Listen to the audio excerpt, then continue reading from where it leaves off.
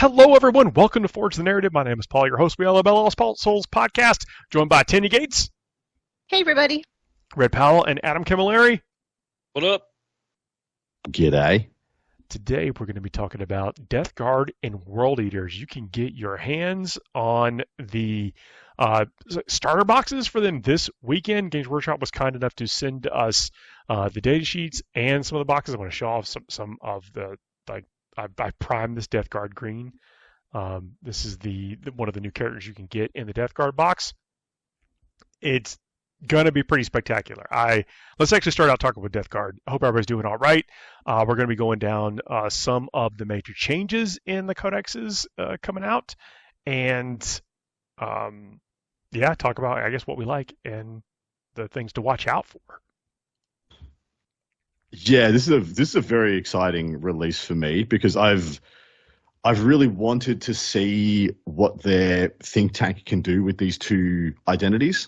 Of course, you have just like, okay, cool, we're slow and durable. How far can we push that in a codex for Death Guard? We punch real good. How far can we push that as an identity and within the constructs of the game that we play with World Eaters? I gotta say, like, they've changed some of the goalposts, but I think people will be genuinely pretty happy with the results. I was really concerned just as I play Death Guard. I've built Death Guard Plague Marines. I was concerned that the way you construct a Death Guard Plague Marine unit would not survive into the future. You get your one of, you mean?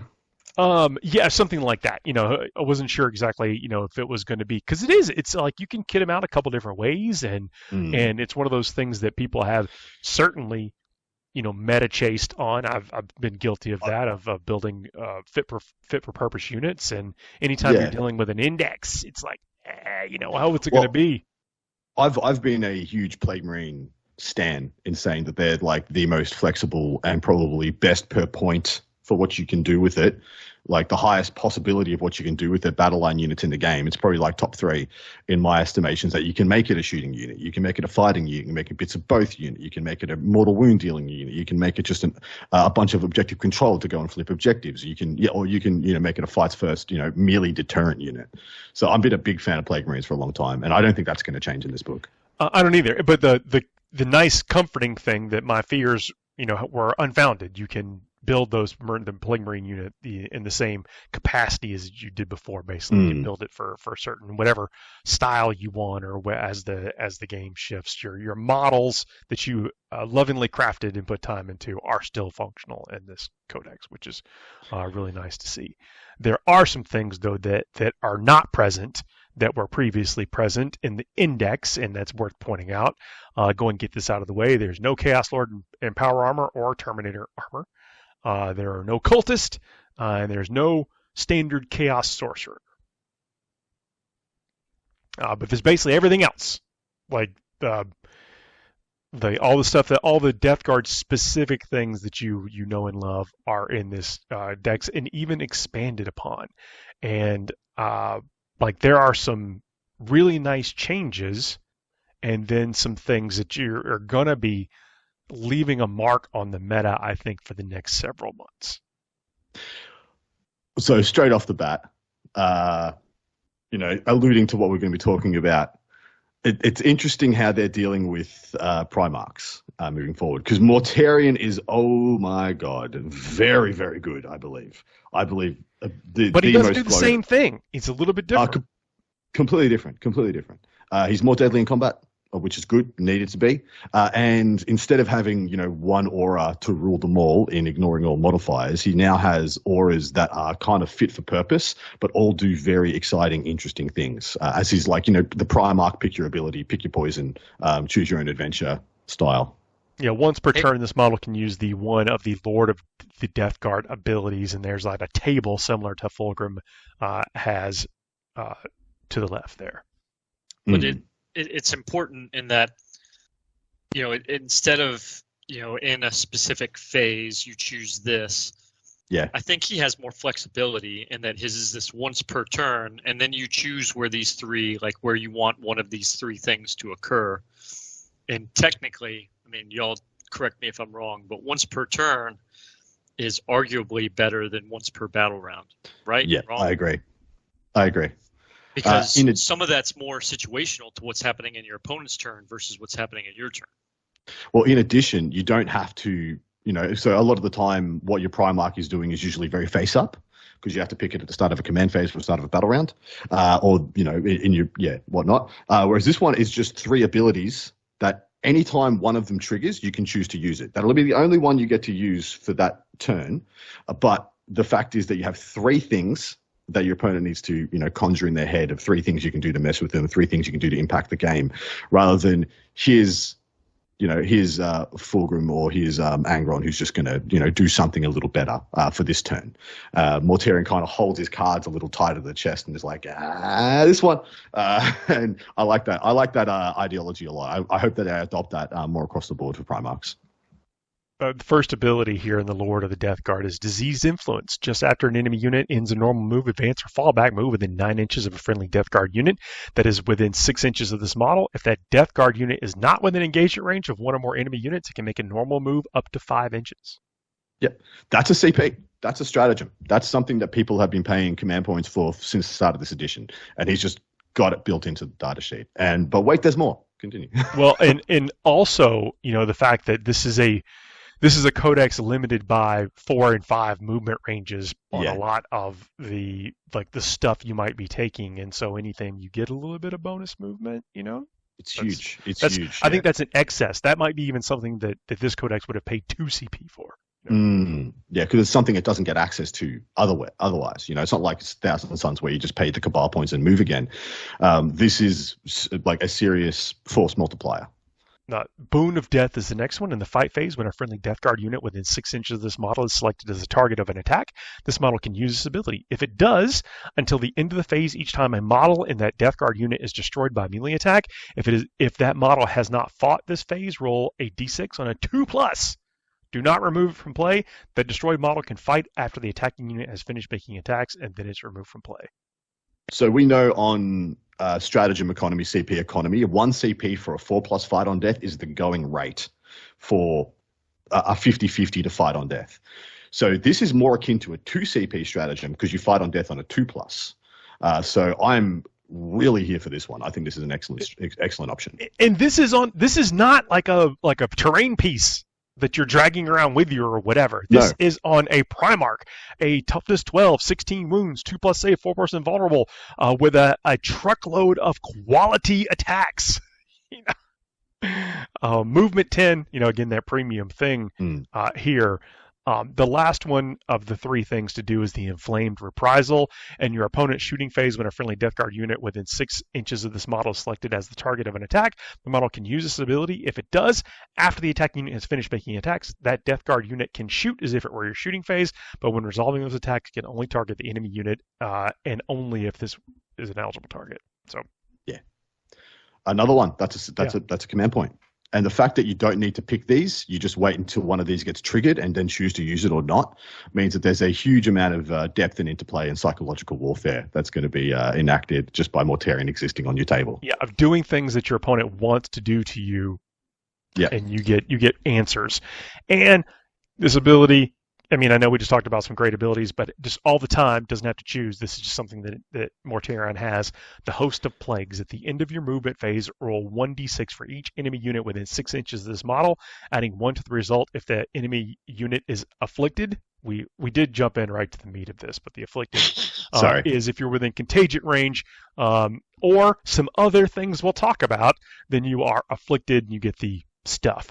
But result, if that enemy unit is afflicted on a 3+, that enemy unit suffers D3 mortal wounds. So you roll a D6, adding 1 to the result if the unit is afflicted on a 3+, so basically 2+ all the time coming out of round 2, that enemy unit suffers D3 mortal wounds.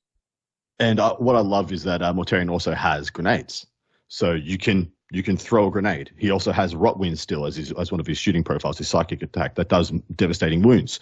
So you can grenade and then Rotwind somebody to do some devastating wounds there, and then you can do D3 as well. So you will just get worn down by trying to exist close to Mortarion, as it should be.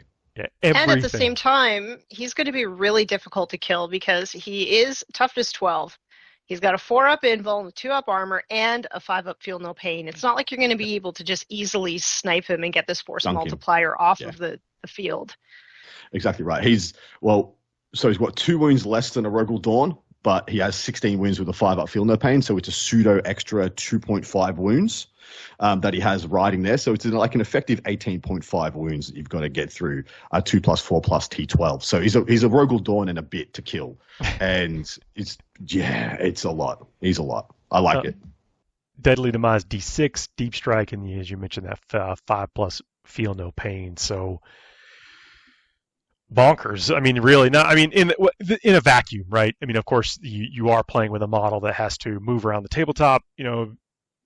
Is going to be a target. Will definitely soak fire from your opponent, and we have seen giants fall, so it is very possible. But man, what a package! Yeah, I think he's definitely going to continue to see play. Going down the list of some of the other changes in the book. The foul blight spawn. The stink is that now no one can start or end an advance move within 9. The fight first still exists, but it's a little bit different. I guess we can talk about that in a second. But I want to run down some of these things. A Plaguecaster, the gift to contagion is much different. Gives sustained hits 1 against afflicted units, and this is I don't want to segue us, but I want to talk about Poxwalkers for a bit. There are several characters that can lead Poxwalkers, and Poxwalkers can infiltrate. So, we're going to see some encroaching plague hordes arriving at a tabletop very soon.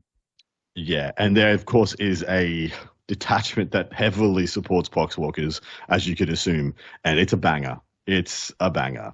I have some qualms, as I know Tanya, when we were chatting about this in the green room, Tanya's like, how did they not learn? How many times do we have to teach you this, old man? Because you get free units. Yeah, pretty good. So let me finish talking about the foul blight spawn too. Is it the blinding spray in the fight phase? You can select one model from your army with this ability. If you do so until the end of the phase, that model's unit has the fight's first ability. Each model can only be selected for this ability once per battle. And then that's the blinding spray. The putrefying stink is that enemy models cannot start or end an advanced move within 9 inches of this model, which is also very powerful. Still going to be taken and used here. Well, why that is amazing is that it stops people flipping objectives on you. So, of course, what people want to do against things like foul blight spawns that have fights first is that instead of trying to, contest them, trying to go and kill them, you go and contest them. So if you've got a unit of 10 Plague Marines on an objective, what you don't want to try and, fight that fist to fist, you're going to lose. So what you want to do is get a unit like Guardsmen and advance them onto the point, and then just contest it over your opponent so that they don't get the primary score. But then you can't advance. So you actually have to put in a lot more prep work into trying to take objectives off these units. And going, bounce to the Malignant Plaguecaster is that the gift of contagion, psychic ability, while this model is leading a unit, each time the model in that unit makes an attack that targets a unit that is afflicted, that attack has the sustained hits 1 ability. Also has the Pestilence Fallout in your shooting phase after this model is shot. Select one enemy infantry unit hit by one or more of those attacks made with the Plague Wind until the end of your opponent's next turn. The unit is enfeebled. While the unit is enfeebled, subtract 2 from the movement characteristic of that unit. So you're not getting away from the Poxwalkers. That's really what this means. It's like a horror movie, combined into one thing here, and can lead Plague Marines and Poxwalkers. And again, why I keep talking about Poxwalkers is they are going to be a thing, and we might as well talk about them right now. I think it may be real quick. We just hit on the afflicted piece, and so it's pretty cool. I do appreciate that they did this. Plague Company was the leading index detachment, and then they of course released the Grotmus one, which is really good. And that one will still be available, but Plague Company goes away as we move forward into the Codex, because now it's effectively the army detachment rule is contagion range plus Plague Company. So you choose one of those plagues coming out the gate, and then the detachments that we can get into later have different variations that they apply over on top of that new detachment rule. And so that's a pretty big deal, this affliction piece that goes into this and everything that comes with it. Contagion range, everybody's used to, but now everybody gets to pick one of the 3 plagues right out the gate, and they hold that. There's one detachment that gives you a little more flexibility and, a couple strats out there, but that's a huge piece as kind of the backbone to the whole army that I think is going to be massive, because they also maintain this, this deal of many of the characters as you go down there can be 2 attached to it. So now there's a specific thing, and y'all correct me if I'm wrong on this, but so if you look at the Malignant Plaguecaster, he does not have the attached 2 units to this squad kind of deal. He doesn't. There's a kind of configuration that you do it. Some of the characters can be a second character. Some Correct. of them cannot be that second choice. And so, okay, just follow me on this. We got Plaguecaster. Paul, you already hit it. While this model is leading a unit, each time a model in that unit makes an attack that targets a unit that is afflicted, that attack has the sustained hits 1 ability. Okay? Let's scroll real quick down to the, I'll butcher this, but the Putrefier. Biologus Putrefier, right? Well done. Yep. So Nailed this it. is the one you got to put the Plaguecaster on first, and then you can attach this guy because he's got the rule, like many of the others do, that allows you to have 2 units to the Plague Marines, right? And so he's then got Foul Infusion. While this model is leading a unit, weapons equipped by models in that unit have the lethal hits ability. In addition, each time a model in that unit makes an attack, a critical hit is scored on an unmodified hit roll of 5 up instead of only 6. So now you're getting sustained hits 1 and lethal hits on 5 ups. Yeah. That makes and this guy can join Plague Marines, and so That's right. that could be a lot of shots. Jumping to the Poxwalkers is that they have infiltrate, movement of 5 right with now. 2 attacks. Remember, but 2 attacks potentially sustain hits on these. String 3, 1 damage. And then they still have the Curse of the Walking Pox. Each time a Poxwalker model in this unit makes an attack that destroys an enemy model, after that unit has resolved its attacks, you can return 1 destroyed Poxwalker model to this unit. And they have a special role. They have Typhus is leading them. Then Typhus's Eater Plague also counts as this for the Poxwalker ability. You can take units up to 20 with these, and 20 infiltrating Poxwalkers with a 5+ feel no pain, potentially sustained hits, backed up by a couple characters. There are a couple other characters that can join Poxwalkers. I think it's going to be an archetype that people try. 100%. Looking forward to seeing that. I'm a big old Plague zombie fan. Other big changes in the book. So we're talking about largely data slate abilities. I cannot state this enough that we are talking about like data slate abilities. These are things that are just on. You don't have to unlock, put in the secret code, take an attachment that limits you from other things or whatever. This is just stuff on the page of these units. Death Shroud Terminators can stick a landing 6 inches away. Yep. Within of an afflicted unit. Oh, I'm sorry. You're right. It does have to be within an area of an afflicted unit, but there are multiple ways to afflict a unit from the distance. Yeah, I'll just pick up this detachment real quick because it's a good point and something that to think about in regards of what you're picking. But when it comes to the Mortarian's hammer. Yeah. Yep, detachment ability, miasmic bombardment. At the start of the battle round, select a number of enemy units more than 12 inches away from every model from your army that is on the battlefield. Till the end of the battle round, those enemy units are afflicted. The maximum number of units you can select in this way depends on the battle size. It's 2 for a strike force game of 2,000 points. And so at the start of the battle round, you just pick 2 units that are in the back, and then you can drop those Death My Shroud note here, right on top. Mortarian's hammer pairs well with Death Shroud Terminators. It sure does. It sure does. Well, in a lot of this, I mean, just the how they've stacked on the affliction. I mean, the units are good, right? And so you go to Plague Marines as your balance to the zombie horde here. And Plague Marines, essentially after you finish shooting at something, that unit that you shot at then becomes afflicted. And you got 24-inch range on some of their guns, plus you basically almost got a 30-inch range of shots on something to make them afflicted to stack up your things. Now, granted, movement, whatever, you got to be the next turn, but you're still applying that affliction from range. Sure, and those afflictions, I mean, they're not bad afflictions, but something else I want to link in with this as well is that when you look at rhinos, so I'm a big fan of how rhinos are no longer just the staple recover 1 wound every time in the command phase. Like that's how they've been forever, right? But a Chaos Rhino from the Death Guard has this fire support rule. In your shooting phase, after this model is shot, select one enemy unit hit by one or more of those attacks. Till the end of the phase, each time a friendly model that disembarked from this transport this turn makes an attack that targets that enemy unit, you can re-roll the wound roll.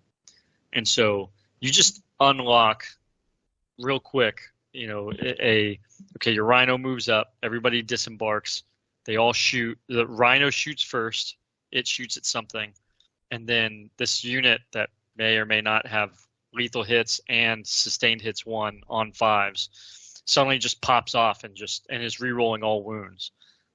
It's a pretty big turnaround for a unit getting out of these rhinos, and so I really like to see that. We also need to let you know that you may have been thinking that Death Shroud Terminators, you get the deep strike 6 inches away. But surely they can't charge, right? Surely they just don't get to 6-inch deep strike and charge, right? This slow lumbering unit. They absolutely can. Absolutely can charge off that deep strike. Only if you're afflicted. Only if you're afflicted, which, you're going to. There are ways. I will also tell you that Death Shroud have been enhanced on their data sheet. They have an extra pip of movement, so they're movement 5 now, and I believe an extra toughness, being toughness 7. So they are straight up Alaris from Custodies. They are 4 wounds, toughness 7, 2 up, 4 up. They are Alaris Custodians. It is very, very cool to see. It's pretty intense, honestly. Points. You're talking about earlier about them being extremely efficient for their points. I do think that we have seen it balance itself, right? In my opinion, I think that, of course, we at the time we're talking this, there will be a day 1 release for the points, right? A day 1 patch, if you want to call it that. Yeah.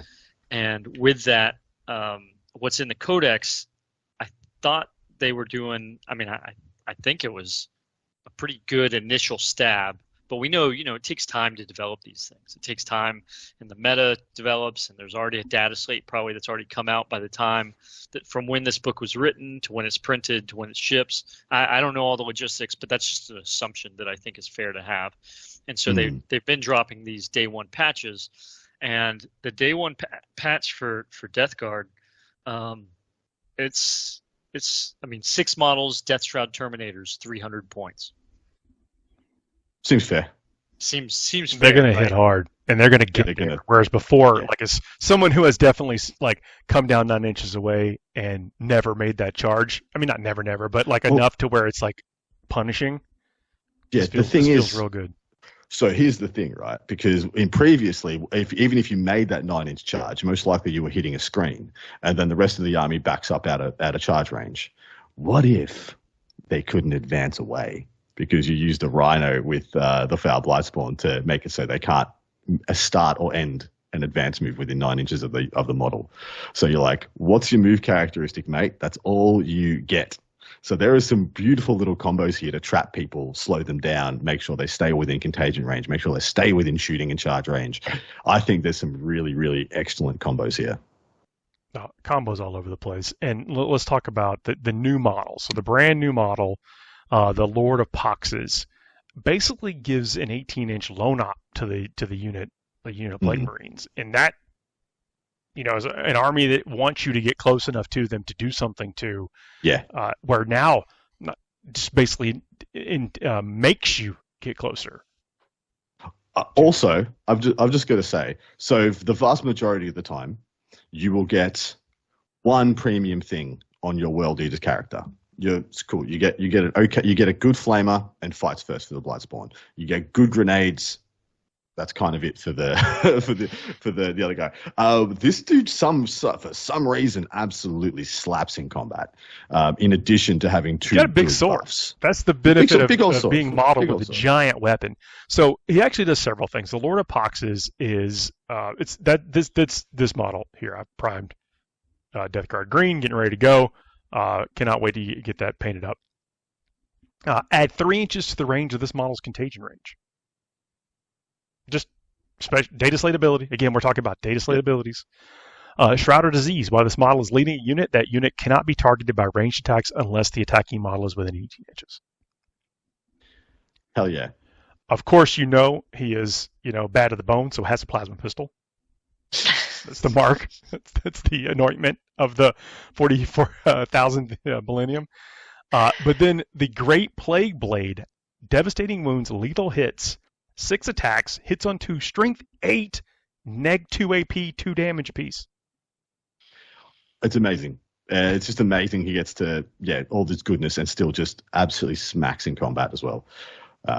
Big fan. Can lead plague blades. Yeah. Just put it out there. Is a Death Guard the unit that has... So are they the army that actually technically has the most Primaris lieutenants? Like, technically? Of all the just random characters? Yeah. Because how many we got now? So we starting from the top. We have the Malignant Plaguecaster. Yep. We have so I'm not going to count Lord of Virulence. Cool. This Terminator armor. We're not going to count him. So yeah, Lord of Poxes is the new one. Malignant Plaguecaster, like I said. We've got Tallyman. We have, who else have we got? Plaguecaster. The Noxious Blightbringer. Noxious Blightbringer. Who can join Poxwalkers, by the way. That's Yep. Foul Blightspawn. We're up to 5. Biologist Putrefier. He's our 6th. And there's another one. The Plague Surgeon. Plague Surgeon. 7. Yeah. Yeah. They have to stop there though. They can't have any more because it's 7. They're at 7. That's it. They got to stop. I guess we won't count the Icon Bearer. Who? The Icon Bearer, basically Yeah. Man, my goodness, though. The Lord of Poxes, that comes in the new box set, which is also up for pre-order, and it's a great box set. And it comes with a Plague Burst Crawler and a Bloat Drone. And let me tell you about the Bloat Drone. Oh, yeah. So, big fan. I went back to the Bits box to find basically the grenade launcher, the heavy blight launcher, because on the bullet drone with the heavy blight launcher, it has one explosive blight. In your shooting phase, each time this model makes an attack that destroys an enemy unit before removing the last model in that unit, roll a d6, adding 1 to the result if it's afflicted. On a 5+, each enemy unit within 6 of that model is afflicted until the start of your next turn. So that's kind of cool. But the heavy blight launcher has blast, lethal hits, d6 plus 2 attacks, hits on 3s, strength 10, neg 2 AP, 3 damage apiece. It is an incredible weapon. Incredible. So minimum 3 shots, minimum 4 shots if you're shooting a unit of 5, all the way up to possible 10. Possible 9 shots if you're just shooting at 5 miniatures. And then if you kill them, you can just spread the sickness. You can be an extra, they're -1 armor within 6 inches for everything else. You can time this very well so that this one just picks up the last model, which is very likely to do if you've got unit of 5 scouts or 5, Astartes, anything. It's very likely this guy will pick up all those Eldar running around. Oh, going to blow up the Eldar. Absolutely blow them up. Yeah. Huge fan. This is on a T9, 5+ invulnerable save, 3+ armor save, 10 wound, OC3 movement 10 model. Yeah, I think they're incredible. Wow. It is good times.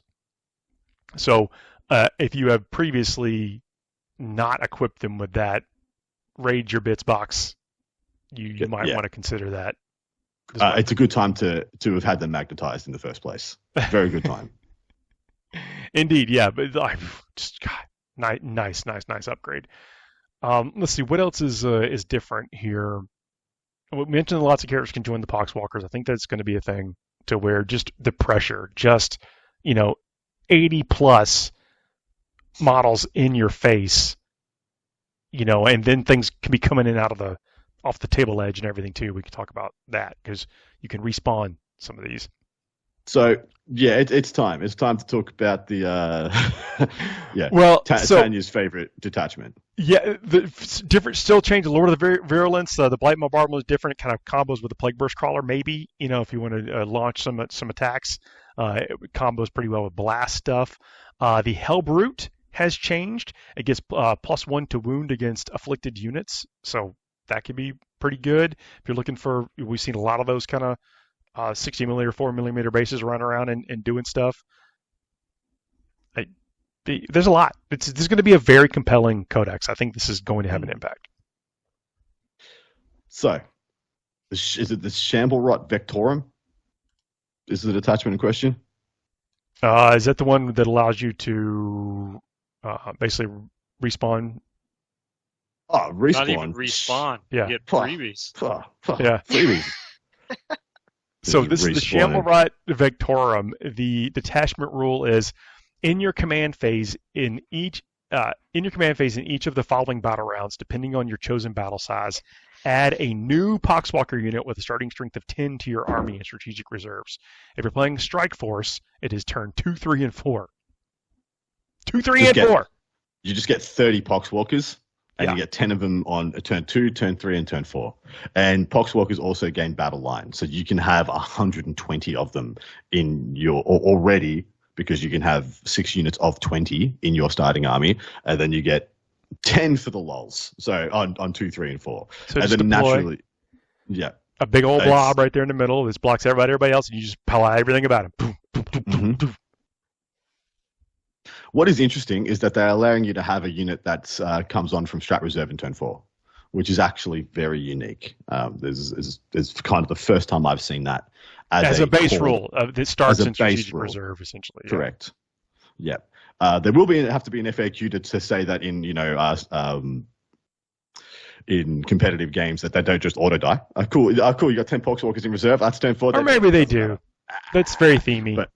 But you can tell the intent here. The intent is that on turn 4, you get 10 Poxwalkers. And you can only assume things get better from there because, guess what? They do. So the one that I like the most is actually probably the most mundane one, which is just giving an extra OC, just giving OC +1. Noxious Blightbringer just joins Poxwalkers. It gives them another OC. I think that's my favorite one just off the cuff because just wading into people with this very annoying to remove for the points unit of 20 Poxwalkers. That's OC a bajillion. And getting models back. It sounds like, Yomar, we have Necron Warriors at home. That's OC 40 for 40, 42, 43 or something with the... they do get to replace their models when they kill something.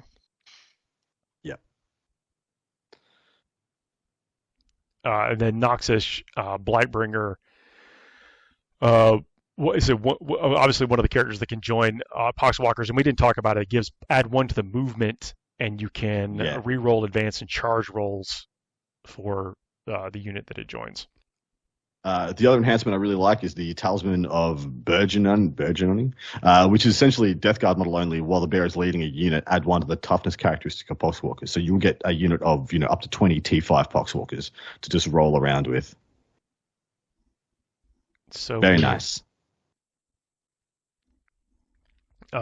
You will see this list. I think this is something that this is one of the list archetypes that kind of appeals to people. They like that horde of zombies or undead or whatever that do shamble across the field.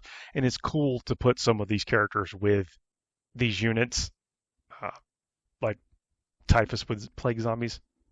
Awesome. So other stratagems, and again, now I guess we can talk some of the stratagem support. Like everything in this detachment is only 1 CP. Hidden amongst the dead in the reinforcement step of your movement phase, 1 Poxwalker unit from your army that is in strategic reserves that is not an attached unit. Until the end of the phase, models in that unit have the Deep Strike ability.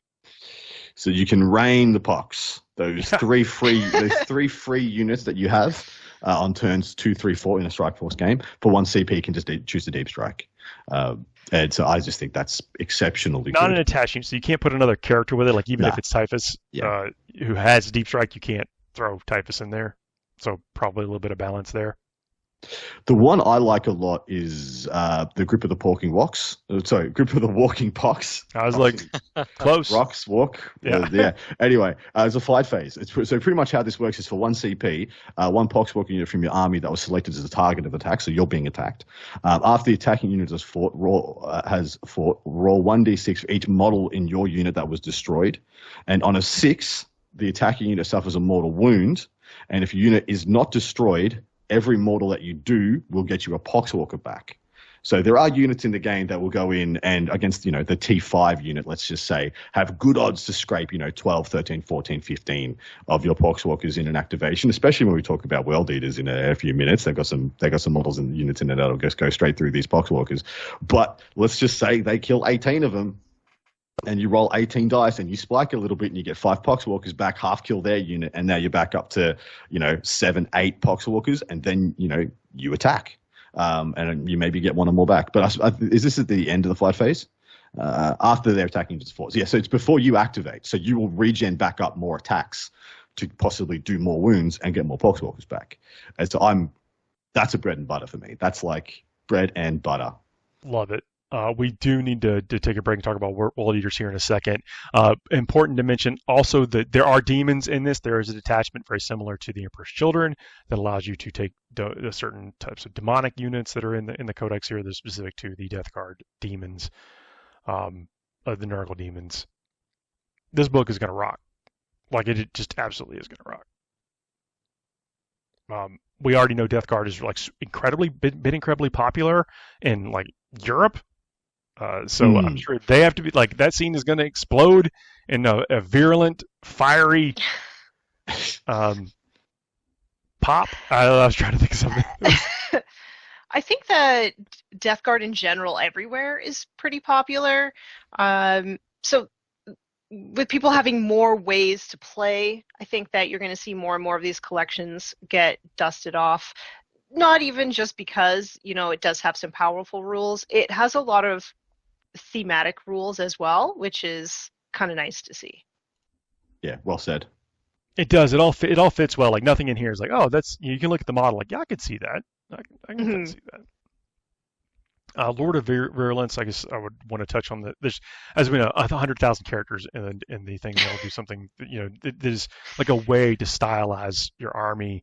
And this is the one that has the twin plague spewers, can join Blightlord Terminators and Death Rattle Terminators. Virulent Aura, while this model is leading a unit, each time a model unit makes a range attack, you can re-roll the wound roll. So think about those like Death Rattle Terminators that they have torrent weapons. So now they're extra deadly with lethal hits. And then the Blight Bombardment at the start of your shooting phase. Select one enemy unit within 30 inches invisible to this model until the end of the phase. Each time a friendly Death Guard model makes an attack, a ranged attack that targets that unit, you can re-roll a hit roll of 1. If that attack is made with a blast weapon, you can re-roll the hit roll instead. So I kind of thought that might pair well with the Plague Burst Crawlers. You also get one of the Plague Burst Crawlers in the new set. So it's a good set. New character model, cool things you're actually going to get used from, and then if you are just getting into the faction, it is a wonderful time to do that because it is going to slap. All right, let's take a quick break, then we'll come back and talk about World Eaters. FTN is brought to you by Discount Games Inc. Please visit them at www.discountgamesinc.com. And don't forget to ask Jay about ways to save even more on your hobby projects. We are back, everybody. Please check out our sponsors. Don't forget to leave us those 5-star reviews. Do make some comments down below. This is going to be a wild one. Now, Red, World Eaters, you play this faction. Let's give you your hottest take from the very get-go. Hottest take right out the gate. There are no Vindicators. And yet, I am 100% on board with this codex, and I am happy for it, and I'm glad to see everything that they brought into it. The changes are they've done everything like brought World Eaters onto the table in a time that they've highlighted all the different. I mean, we've got all four, right? All four cults are in play now. We've got Emperor's Children. We've got Death Guard. We just finished talking about. Thousand Suns are still to come. But now talking about World Eaters, I truly think that they've leaned into it, and we have, since Khorne Demonkin, I think we have the best World Eater codex of right now. I agree. There is going to be some gnashing of teeth. But I think the fact that the World Eaters now has a fleshed out identity, they were literally just go fast, hit hard, and their Berserker Warband. So you could, bring Angron. Yeah, because he's going to revive. The Berserker Warband was already the best version of go fast, hit hard in the game. So what were they going to do? They're going to make 6 more detachments of that? No, what they've done is they've fleshed out the army, so now you have interesting, nuanced ways to play World Eaters. There is a detachment in here that I am so down for because it is Zerkers in Rhinos, and everything that I want for World Eaters players is bringing back Zerkers in Rhinos. They have a detachment that's purely for 8-bound. Which is another exceptional detachment. They have a detachment that, in my mind, is a Khorne Lord of Skulls and as many Jackals as you can physically buy. Oh. And that one is also really cool. It's more likely a Demon Prince in a reasonable world. Demon Princes and Maulers and Forge Trains and stuff like that. You're going to see Lord of Skulls doing it. There are lots of Dude, Lord of Skulls are legit. I love what they've done with this book. And for anybody and I know we're about to get into the army rule here, the blessings, and people are going to be automatically oh no, the army's ruined, because they don't have the +2 move or the advance and charge, but they've given +2 move to most of the stuff you wanted to use that blessing on anyway. So they've essentially just given you another free blessing because they've rolled that into your data sheets. They've rolled the +2 move into the data sheets because Zerkers move 8 now. Is that a theme that we're seeing? Basically, what you expect from that unit is getting built into the unit, so you don't have to risk some ablative stuff or want it when it's not there. It just kind of becomes part of that unit's identity. Is that a design thing that we're seeing? I think I think that's a way to look at the positioning of it. I think that to your point, I don't know if I'd call it ablative necessarily, but I think initially they were building it in that was what was going to make the army more unique in its own way, right? We talked about contagion range, and now the afflictions are all put together, right? And so with this, we've gone away from a 2-inch deal from Blood Yahtzee, but everything's moving 2-inch faster. And I think that they're just, as they're growing and developing. I just wanted.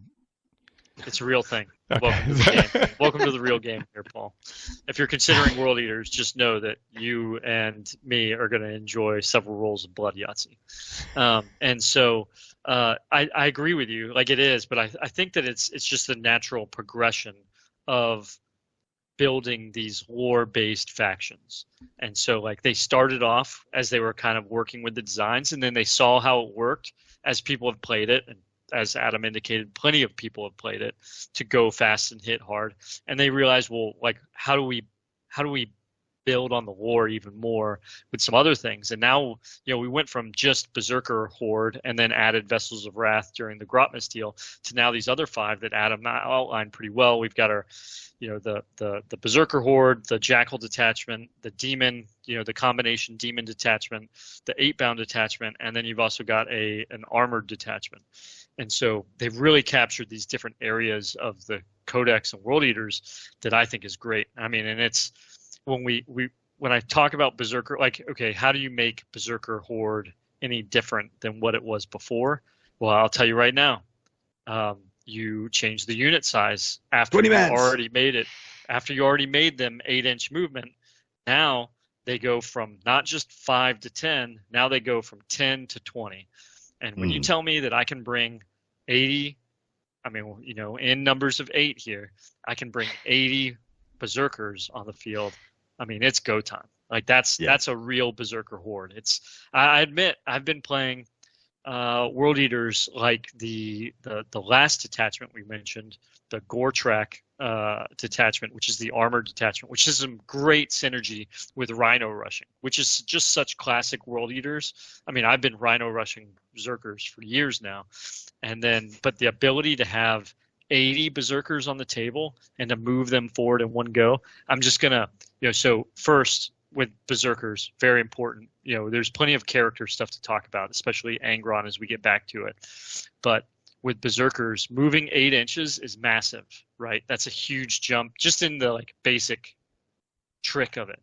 Going to the blessings, bouncing right back up to that real quick.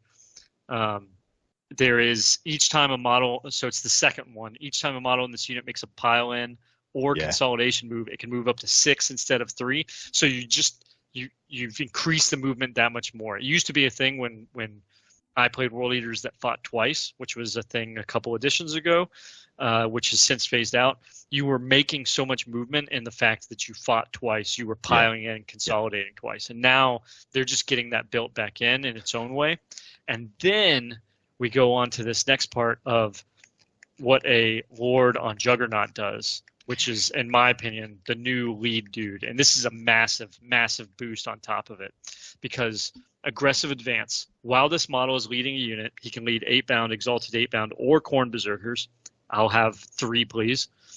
While this model is leading a unit, models in that unit have a move characteristic of 10, and each time a model in that unit makes a normal, advance, fallback, or charge move, it can move horizontally through terrain features. Yeah, because the old issue was you would join him. If he could join Berserkers, then he doesn't go through walls. And so he was actually a detriment, but now it doesn't matter. That's right. Doesn't matter. And they move 10 inches. They don't just move 8, they move 10. And then this next part, that's right. That is a huge yikes. Some of these deployment zones, you're close. You're closer than people think. Man. That's right. It is much closer, especially with some of the staggered deployment zones and what you're looking at. Massive. This next ability on the Lord of Juggernauts, I love this because y'all can tell me this may be somewhere else, but I've missed it. And seeing this was not just to say refreshing. I find it novel and appreciated in what I'm trying to do with 80 Berserkers, for example. But crush all who stand before us. Yes, please. Each time this model's unit is selected to fight, you can use this ability. When determining which models in this unit are eligible to fight, any models in it that are within 3 inches of one or more enemy models are eligible to fight. When resolving those attacks, such models can target one of those enemy units that is within 3 inches and within engagement range of their unit, which means I'm going to get, when I go to fight you and I've got this dude leading a unit, all 20 Berserkers or any that are still standing after you've done whatever are going to put it in. Like they're exactly right. When you factor in your 6-inch pile and consolidate, so anything after you've made your charge move, any model within 9 of the enemy gets to fight because you've got a 6-inch pile in and then everything within 3. So really, really potent. And the only other place this is found is in the Green Tide for Orcs. They're the only one who has something similar to this. And so then I got to add on this other part, right? Because remember, data slates back and everything. Everything was a big deal about blood surges, right? Like you didn't want to. It's still the same thing. They've kept it and they baked it into the wording. Oh yes. The one. But this is a big one. It's D6 now. D6 plus 2. On Zerkers. On Zerkers. Huge. Huge. That's so not only do they move 8 or 10 with the Lord on Juggernaut, but they blood surge D6 plus 2. And there are the Master of Execution, slight change. He no longer fights first. A lot of people are going to be disappointed in that. However, he does allow them to re-roll blood surges, and he also allows them to re-roll advances and charges. Big and deal. he's cheap as chips now. He's almost he's like halved in points. This other one I want to add though changes to the icon of Khorne.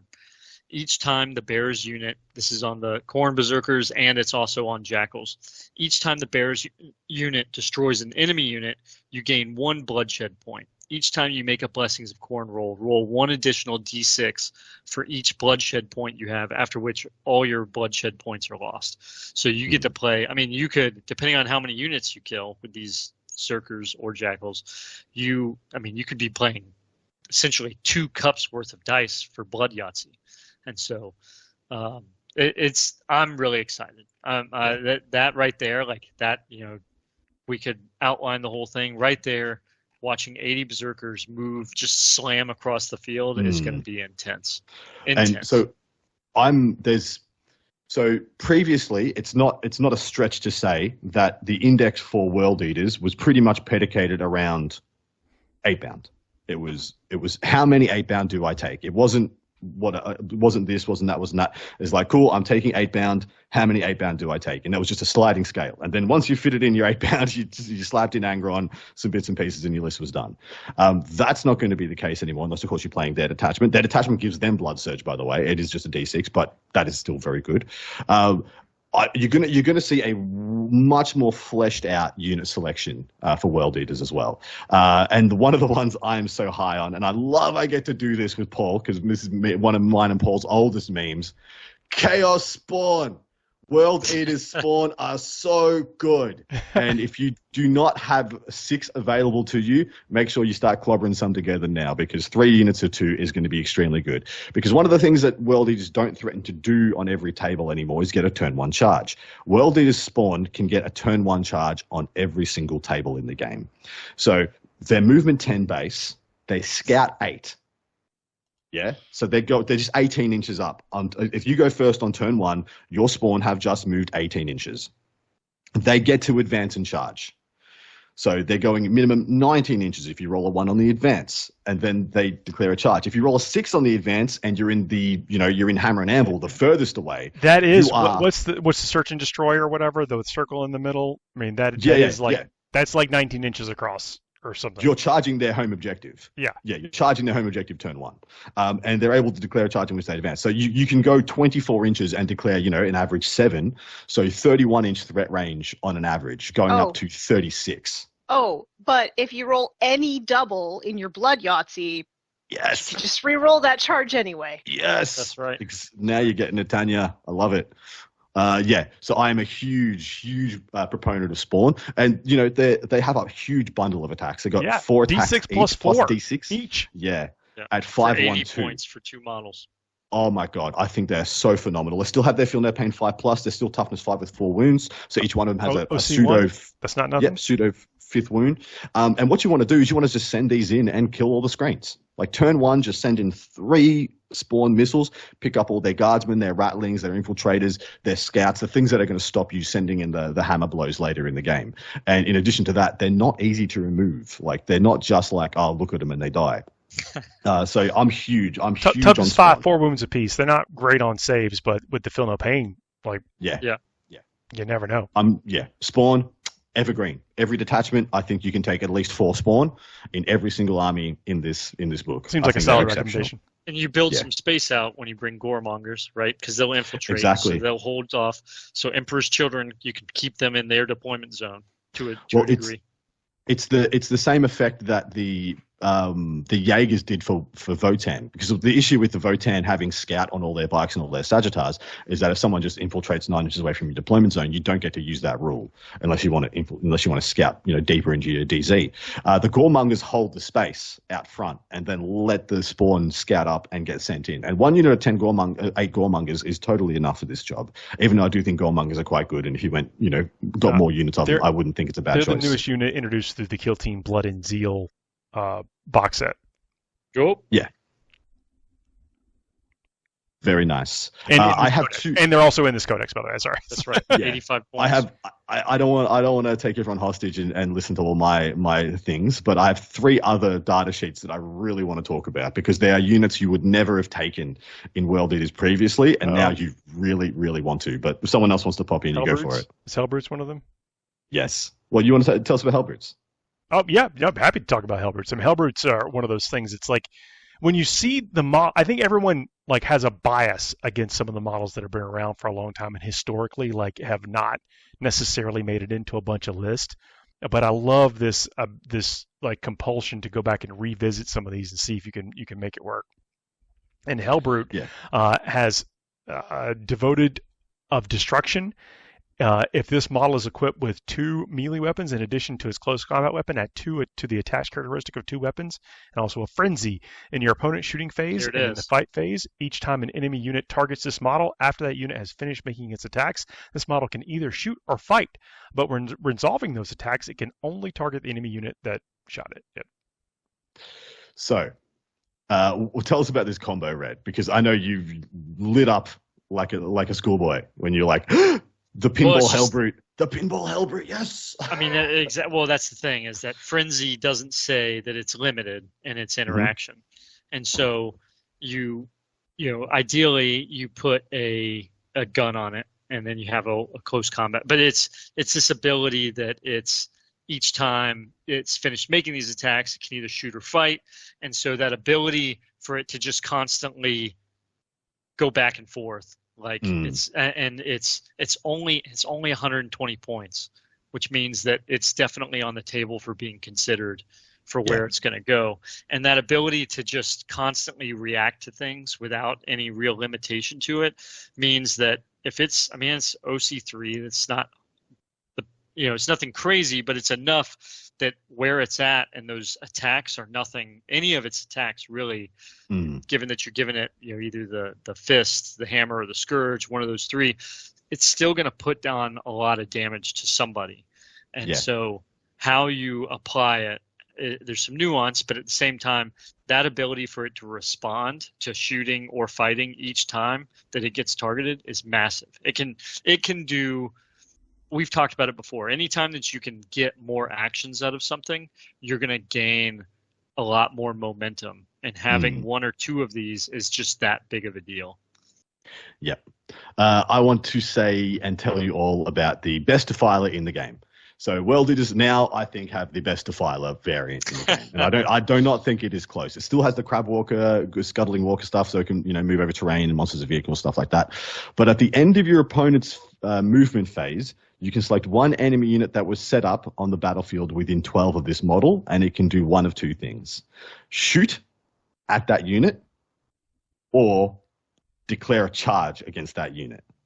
So you cannot 6-inch deep strike into a backfield that has a defiler. Of course, we know that wingspan, or that crab span. It's wide. It's a wide boy. It's going to cover a lot of your backfield. What is it? It's like 6 inches wide. If not more. At least. Yeah. It's as wide as a Baneblade with sponsons.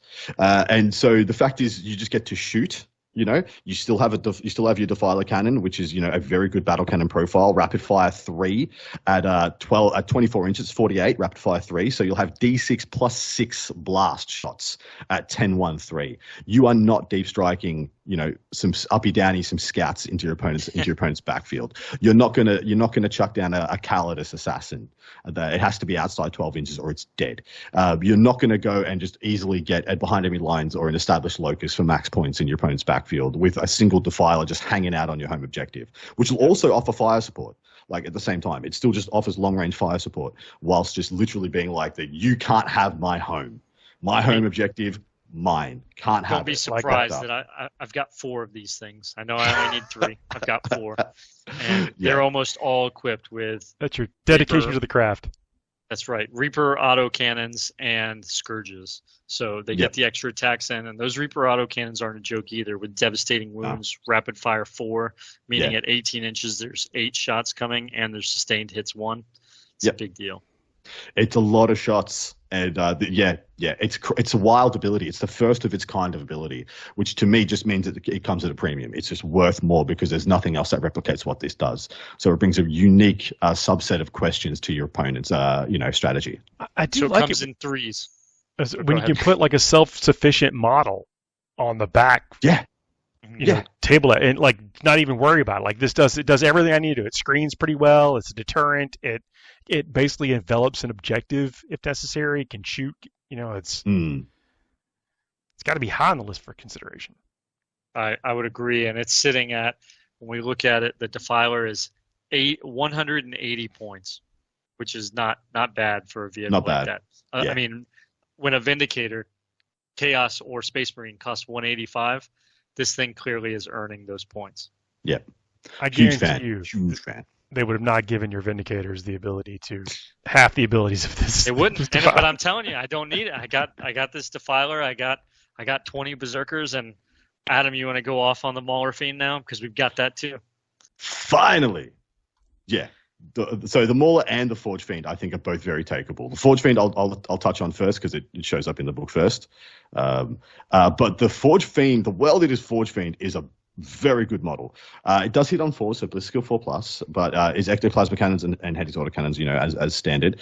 But you got the D3 Blast Rapid Fire 1 on the Ectoplasms now. So at 18 inches, it's 3 plus 3D3 plus Blast.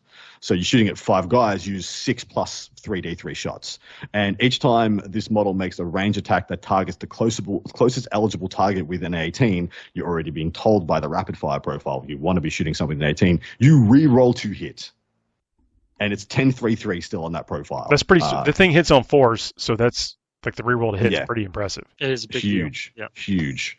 So I think a single, like, I love the idea of a single Forge Fiend in a lot of World Eaters armies. The Mauler, movement 12, yeah baby, toughness 10, 3 up, 5 up, 12 wounds, OC 3. The Magma Cutter, 2 shots at 9, -4 D6 with that rapid fire 1, so it has 3 shots at 3 inches, but melted 2.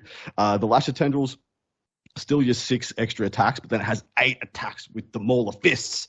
That's a lot. That's a good amount of attacks. It's strength 14, AP 2, D6 plus 1. So 2 more strength than the Las Cannon, 1 less AP, but it's in melee, so there's a lot. There's no cover to worry about here. Its abilities: each time this model declares a charge that targets 1 or more units below starting strength, add 1 to the charge roll. If it's below half strength, add 2 to the charge roll. So you're very much incentivized to just like plink a wound off something to give this guy +1 to charge.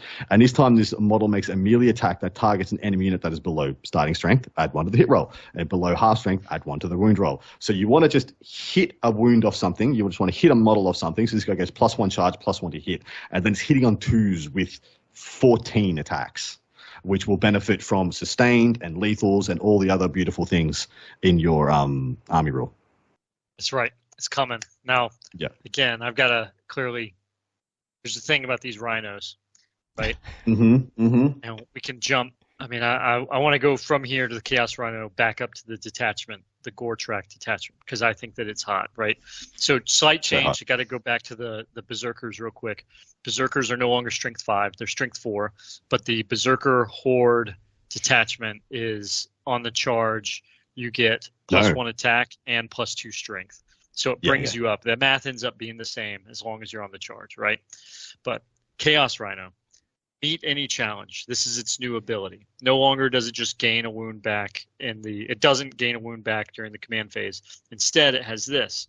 In your opponent's movement phase, each time an enemy unit is set up or ends a normal advance or fallback move within 9 inches of this model, any units embarked within it can disembark.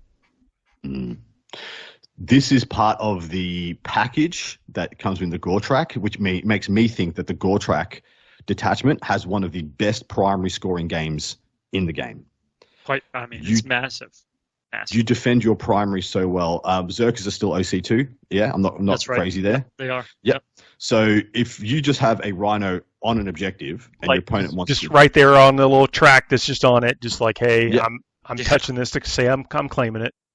Yeah, and we know that you have to, if you put the Rhino on the center of the objective and they step on, they have to stay an inch away from the Rhino, of course, so it's blocking out a bit of zone. So they can only get a handful of models on. And then you have the option, if they put enough OC on that objective, you can just get these Berserkers out and put 40 OC, 20 objective control on the objective. And then they're out. You can't shoot them because then they'll just surge into the unit that was trying to flip the objective. Because of the blood surge is D6 plus 2, which, if they're on the objective and you're on the middle objective with the Rhino, they are 100% within 3 inches of that unit off the disembark. So they will all be auto-surged into if you try to put any fire into that Berserker unit. And that is only the start. That's the face-up portion of the package. The Gore Track goes far deeper into making your primary game just freaking cinched up. That's right. I mean, the detachment rule definitely puts you on the offensive with each time a World Eater's unit from your army disembarks from a transport till the end of the turn, add 1 to charge rolls made for that unit, and that unit's melee weapons have the lance ability. If you disembark out of that Rhino when they move within 9 to try and flip your objective, You count as having disembarked on the surge move. If you surge in, you will have lance because you disembarked that turn. So there we go. And so beautiful. Enhancements real quick, just because I think some of these are really cool. If first enhancement, if the bear's unit disembarked until the end of the turn, enemy units cannot use the fire overwatch stratagem to shoot at the bear's unit. Big. Next one essentially gives scouts 9 inches. Big. Auto take, yeah. And that's just the one it'll just launch forward. Awesome little missile. At the next one is at the start of your shooting phase, you select one vehicle model within 6, or if the bear is embarked with a transport, you choose a transport. Till the end of phase, after the selected model is shot, select one enemy unit hit by one or more of those attacks. Till the start of your next turn, that enemy unit is suppressed, where they subtract 1 from the hit roll. And then this one, Infernal Infusion. Once per battle at the start of the fight phase, the bear can use this enhancement. If it does, until the end of the phase, the bear's unit has the fight's first ability, which I think is probably the only fights first in this codex. Now, some of these strats, though, just because it's so cool and I got to hit it, it's big. First one, Endless Pursuit of Violence. If your World Eater's unit is wholly within 6 inches of that transport, it can embark within it. So it's the ability to get back in a transport. Massive, right? Massive deal. And that's at the end of the fight phase. The next one allows you to move a vehicle through terrain features on a normal or advanced move. Yep. Molafine gets to go through walls, finally. That's right. Aggressive disembarkation. I like this one a lot. This is all sounding like aggressive disembarkation. It is. But this one's specifically named for it and for good reason. One World Eater's unit embarked within your Rhino can disembark when doing so. It's your movement phase that has not been selected to move. They can disembark when doing so. Models in that unit can be set up anywhere on the battlefield, wholly within 6 of the Rhino, and can be set up within engagement range of 1 or more enemy units. So if you thought you wrapped up this Rhino to try and keep them from getting out, you're now stuck in fight. Like you're now stuck in fighting those embarked world berserkers. Right. That's what we use. So good. Next one is. In the movement phase, Rhino that has not been selected to move until the end of the phase. Each time World Eater's unit disembarks from that model after it has made a normal move, that unit is still eligible to declare a charge this turn. So it's just... Yeah. Did their Rhinos move 12 or 10? I'm going to say I'm pretty confident they move 12. I'll double check. They move 12. So that's just 1 CP plus 4 move.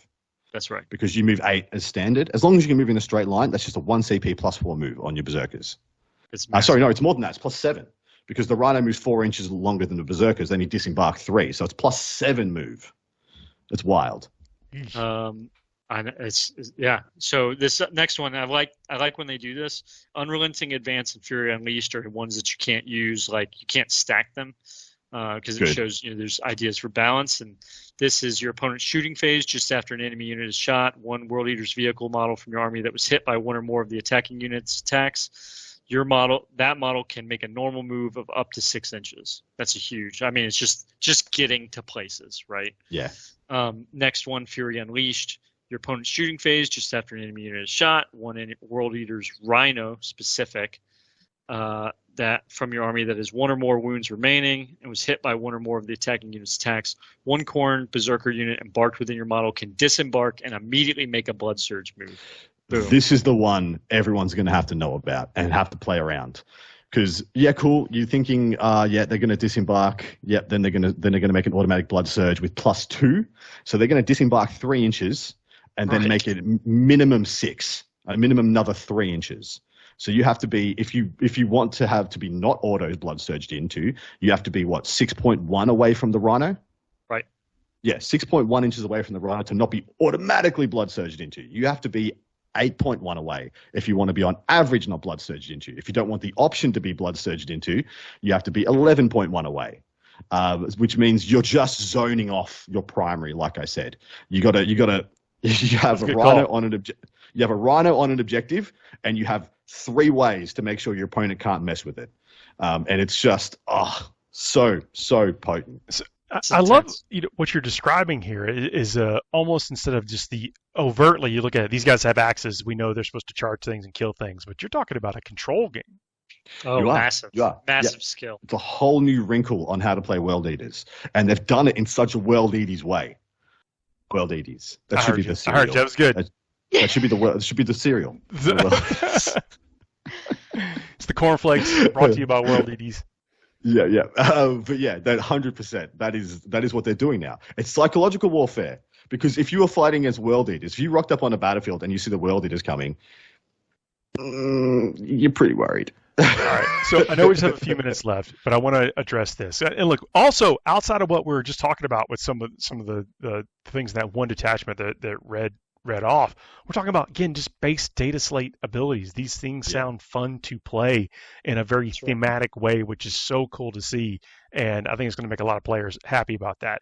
But I want to jump, and this is the question: Angron, auto include or not? I have not seen a World Eaters list out there without Angron in a year. What does it look? What is you in y'all's opinion going forward?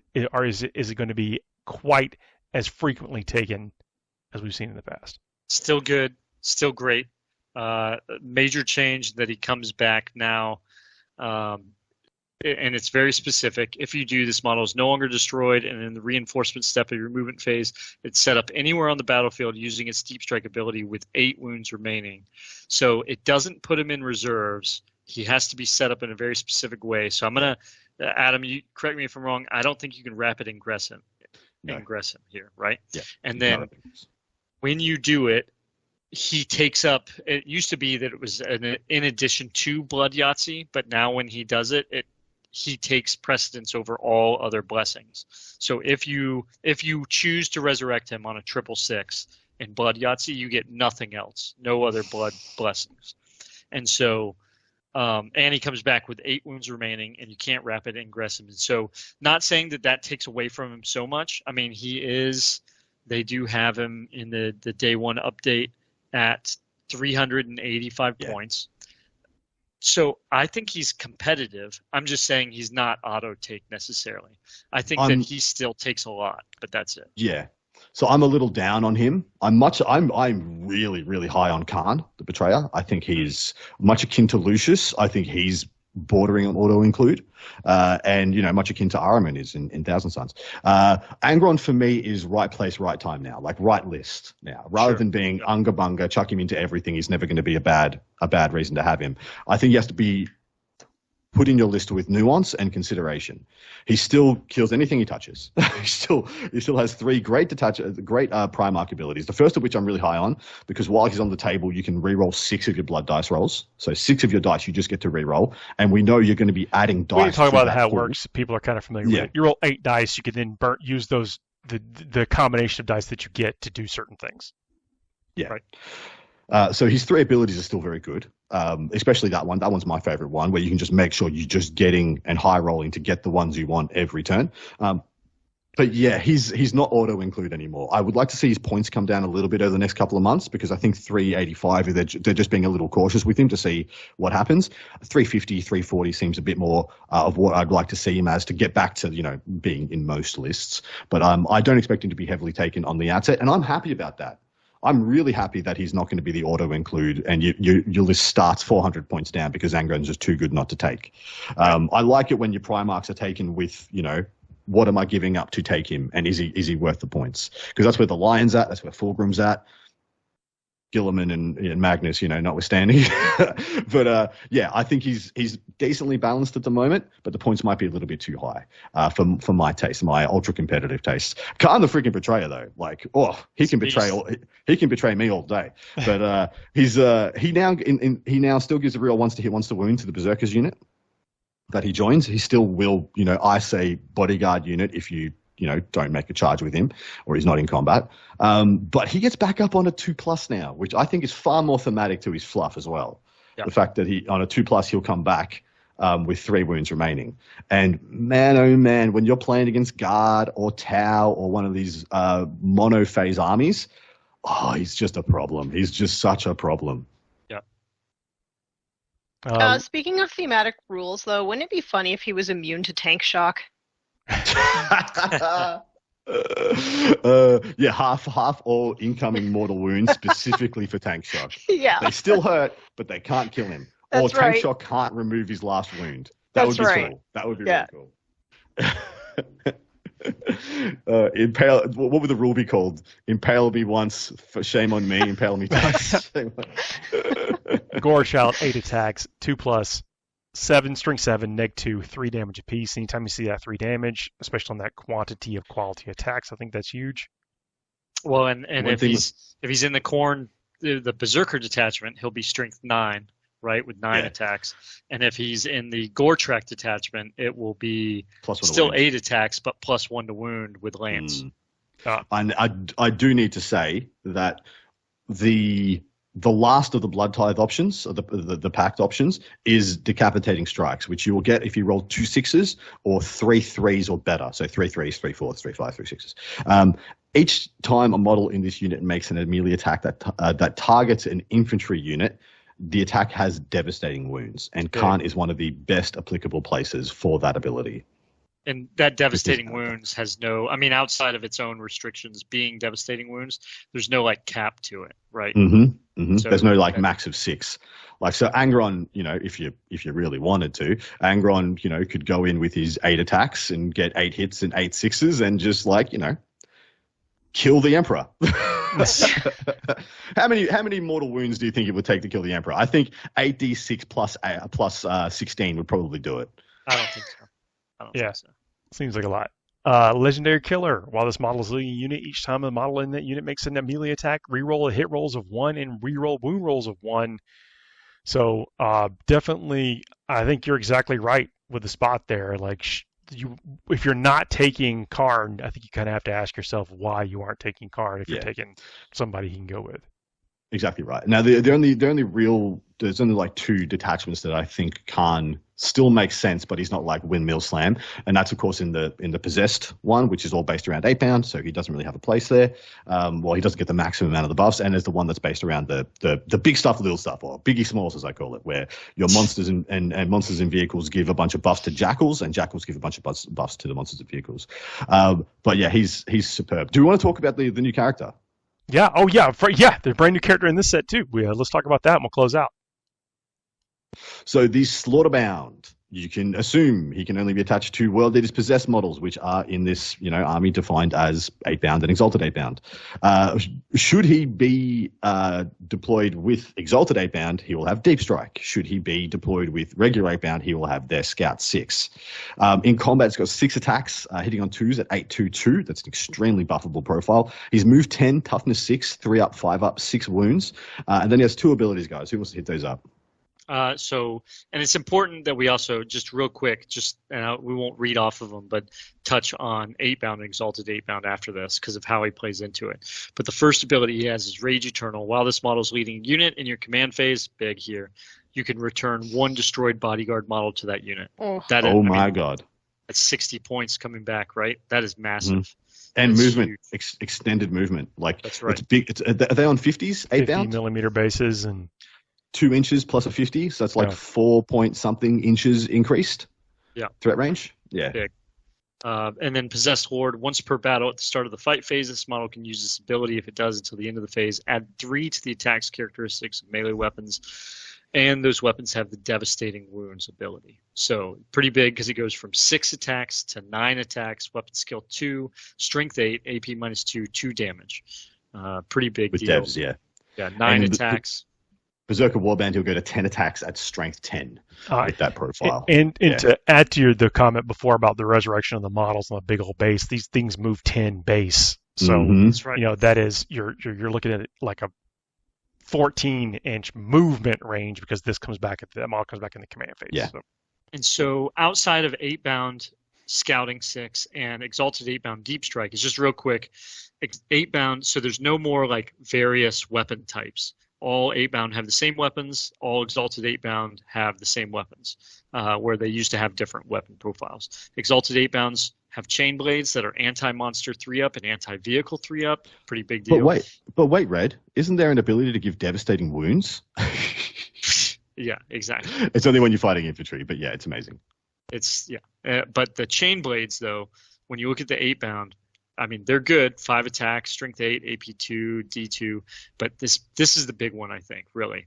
is Beacons of Rage. It's an aura. While a friendly World Eater's unit is within 6 inches of this unit, each time a model in that unit makes a melee attack that targets a unit, excluding monsters and vehicles, so infantry and mounted, add 1 to the hit roll. If that attack targets a unit that is below half strength, add 1 to the wound roll.